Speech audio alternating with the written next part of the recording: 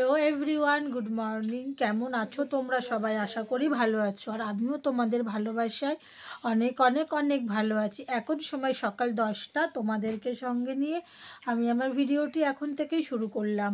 আর ওদিকে আমি রান্না বসিয়ে দিয়েছি, ভাত বসিয়ে দিয়েছি, আর এদিকে লাউ দিয়ে ডাল বসিয়েছি, আর এদিকে ছেলেকে খেতে দিয়ে দিয়েছি রুটি। আর গতকালকের মাংসের তরকারি ছিল, সেই মাংস দিয়ে ছেলে রুটি খাচ্ছে। দাঁড়াও তোমাদেরকে ব্যাক ক্যামেরা করে দেখ। এই যে ছেলে খাচ্ছে, গতকালকে রুটি আর মাংস ছিল, গরম করে দিয়েছি। ওই যে সকালবেলা রুটি আর মাংস খাচ্ছে। ওদিকে রান্না বসিয়ে দিয়েছি, তোমাদেরকে এক ঝলক দেখিয়ে দিই। এই যে এখানে ভাত হচ্ছে, আর কি ভাত ফুটছে, আর এখানে এই যে লাউ দিয়ে ডাল সেদ্ধ হয়ে গেছে, এবার ফোড়ন দেবো। তো চলো সঙ্গে থাকো, আমি ডালটাকে ফোড়ন দিয়ে নিই। তো শুকনো লঙ্কা, তেজপাতা আর 5 ফোড়ন দিয়ে ডালটাকে ফোড়ন দিয়ে দিচ্ছি।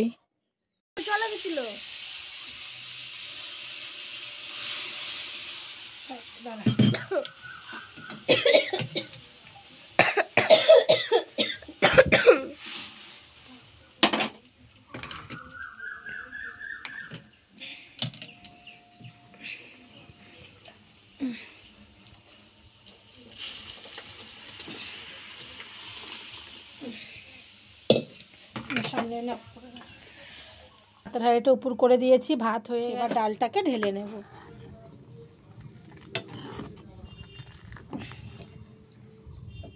তো ডাল রান্না কমপ্লিট হয়ে গেছে, আর এখানে পটল আলু কেটে ধুয়ে ঝুড়িতে রেখে দিয়েছি, জলটা ঝরে গেছে।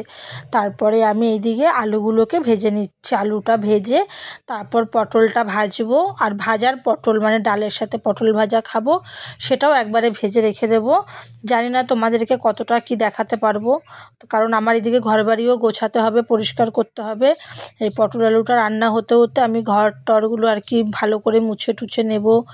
ভোরবেলা কিছু জামা কাপড় কেচেছিলাম, ওগুলো শুকিয়ে গেছে, ওগুলো তুলে আনবো, এনে আরও কিছুটা ভিজিয়েছি, সেগুলোকে কাচবো।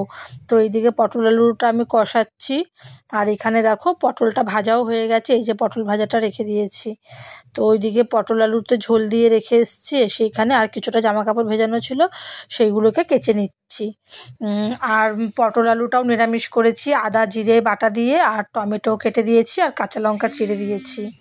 ওদিকে পটল আলুর তরকারি তো জল দিয়ে চলে এসেছি, মানে গ্যাসটাকে কমিয়ে রেখে এসেছি। ওদিকে তরকারি হচ্ছে, আর এদিকে আমি জামা কাপড়টাও কেচে নিচ্ছি। আর জামা কাপড় আমার কাচা হয়ে গেছে, এখন আমি এদিকে বাসনগুলোকে ধুয়ে নিচ্ছি। জামা কাপড় কেচে মেলে দিয়ে এসেছি, কিছুটা বাড়িতে মেলেছি, কিছুটা বাগানে গিয়ে মেলে এসেছি। আমাদের যেহেতু জায়গা খুবই কম, মানে জামা কাপড় মেলার জায়গাটুকু হয় না, যখন আর কি অনেক জামা কাপড় একসাথে কাচা হয়। তো যাই হোক, ওদিকে তো জামা কাপড় কাচা হয়ে গেছে, আর এইদিকে আমি বাসনটা মেজে স্নান করে পুজো দিয়ে নেব। তো আমার বাসন মাজাও হয়ে গেছে।